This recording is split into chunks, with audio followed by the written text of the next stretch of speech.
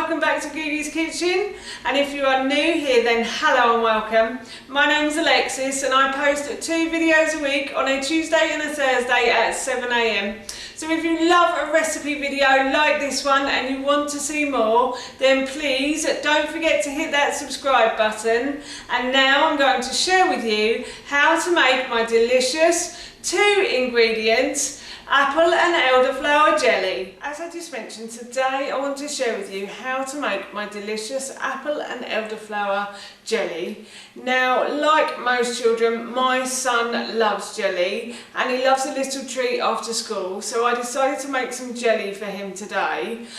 This one is really simple and really easy to make, but it does take some time to set in the fridge. So I'm hoping that I've got enough time before he gets home from school to let it set in the fridge. But yes, I'm going to be making jelly today.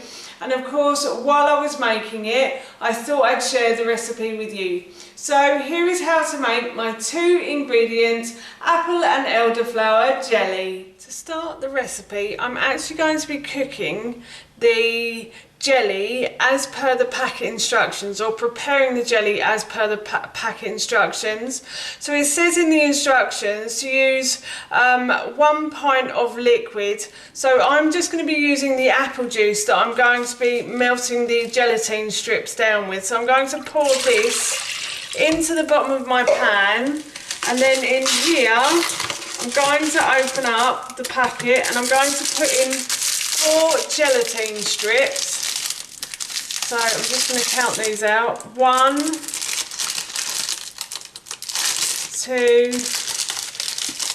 3,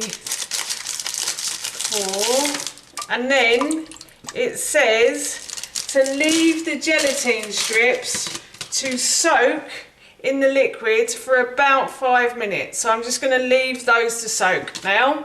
Gelatin strips have been soaking for a good 5 minutes now, and what it says to do on the packet instructions is to take the gelatin strips and just wring them out like that. I have washed my hands, by the way, I promise you, they are totally clean. And then it says to put them back into the liquid or into new liquid, but I'm just going to put them back in. I've never poisoned anybody before. I have made this recipe a lot as well.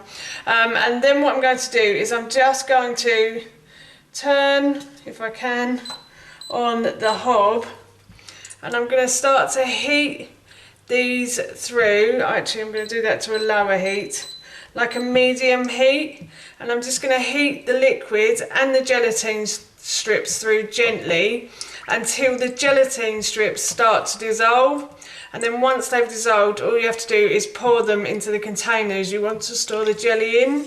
But yes, as I said, I'm just going to keep stirring this now until the gelatin strips have dissolved. So the gelatin leaves have all dissolved into the apple juice, apple and elderflower juice. So what I'm going to do is I'm going to turn the heat off, and then I'm going to grab my containers and pour this in. The jelly that I'm making normally serves 4, and I would recommend that you actually stick to the recipe as well, because, oh dear, I've just spilled some, never mind, I'll get that off in a minute. Basically, I'm not doing too well at this. Yeah, basically, if I did more once and it didn't seem to work too well, I have to say.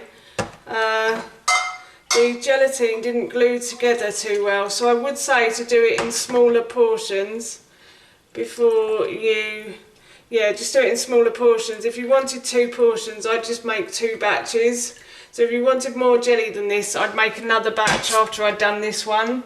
So now what I'm going to do is I'm going to put these into the fridge for a good couple of hours, and then I'll see how they are. But I would recommend that you do leave them in the fridge overnight to set. Jelly has been in the fridge for about 2 hours now, and it is almost set, I'd say. So yes, I do think that if you are going to make this, you should probably leave it overnight. But yes, I definitely think that that is set, kind of. So that is our jelly done, and I'm looking forward to giving one of these to my son this afternoon when he gets in from school, because he loves jelly and I know he's going to love these. That's how you make my delicious 2-ingredient apple and elderflower jelly, and that recipe I will link in the description box below for you. As I mentioned earlier, I'm off to give one of these jellies to my son this afternoon, and I'm sure he's going to enjoy it. So for now, that's it from me. Thank you so much for watching. Please feel free to give me a big thumbs up if you enjoyed this video, and please feel free to leave any comments below. And please don't forget to hit that subscribe button. See you all soon. Bye.